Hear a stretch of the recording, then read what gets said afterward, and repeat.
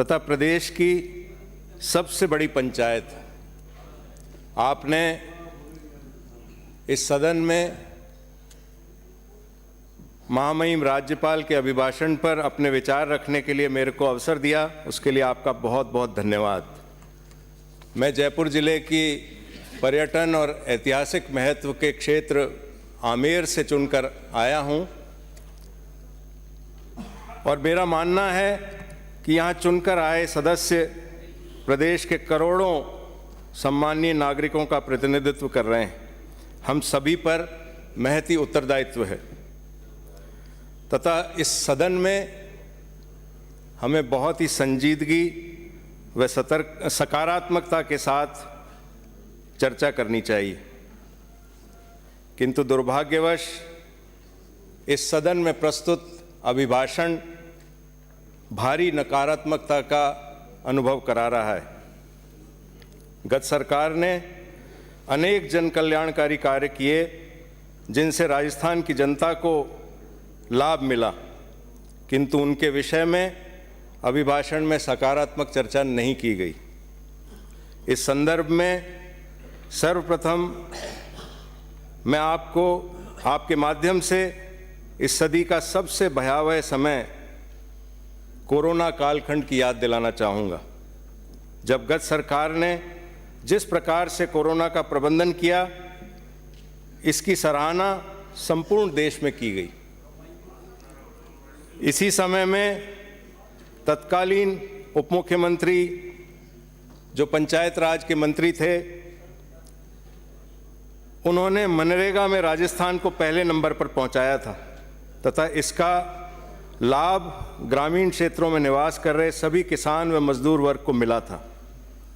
हमारे प्रदेश अध्यक्ष यहाँ बैठे हैं जो उस समय तत्कालीन शिक्षा मंत्री थे, उनके द्वारा शिक्षा के क्षेत्र में नवाचार के रूप में महात्मा गांधी अंग्रेजी विद्यालय आरंभ किए गए तथा इन अंग्रेजी माध्यम के विद्यालयों में मेरे विधानसभा क्षेत्र के कुछ विद्यालयों में प्रवेश का इतना दबाव है कि प्रवेश हेतु लॉटरी निकालनी पड़ती है। अभिभाषण बिंदु संख्या 51 में इनकी समीक्षा के बारे में कहा है। मेरा निवेदन है कि इनकी समीक्षा के दौरान इनके विस्तार व प्रगति के बारे में चर्चा होनी चाहिए, उस बारे में विचार होना चाहिए। मैं आपका ध्यान गत सरकार द्वारा विद्युत उपभोक्ताओं को अनेक राहत प्रदान की गई उस ओर करना चाहूँगा जिससे अनेक लोगों को लाभ मिला। इसका उल्लेख भी अभिभाषण में नहीं है। मेरा वर्तमान सरकार से आग्रह है कि संवेदनशीलता का परिचय देते हुए इस शीत ऋतु में कृषकों को दिन में विद्युत आपूर्ति के द्वारा राहत प्रदान करें तथा सायंकाल में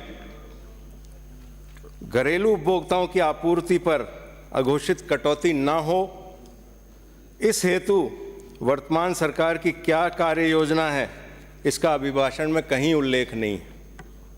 मैं आपका ध्यान बिंदु संख्या 52 की ओर आकर्षित करूंगा, जिसमें उल्लेख किया गया है कि दुग्ध उत्पादन में राजस्थान अव्वल है। मेरा वर्तमान सरकार से निवेदन है कि दुग्ध उत्पादकों हेतु गत सरकार द्वारा बढ़ाए गए बोनस का की शीघ्र भुगतान की व्यवस्था होनी चाहिए। हम आगे भी इस क्षेत्र में श्रेष्ठ बने रहें, इस हेतु क्या योजना है, इसका भी अभिभाषण में उल्लेख नहीं है। मैं इस सदन का एक बार पुनः आपके माध्यम से धन्यवाद देना चाहता हूं कि आपने मुझे अपने विचार इस सदन में रखने का अवसर प्रदान किया तथा आपके माध्यम से आमेर की संपूर्ण जनता का आभार व्यक्त करना चाहता हूं कि जिन्होंने मुझे इस सदन में, इस पवित्र सदन में भेजने का रास्ता तय किया और मुझे अपने विचार इस सदन में रखने का अवसर प्रदान किया। बहुत बहुत धन्यवाद। बैठिए। श्री अतुल बंसाली।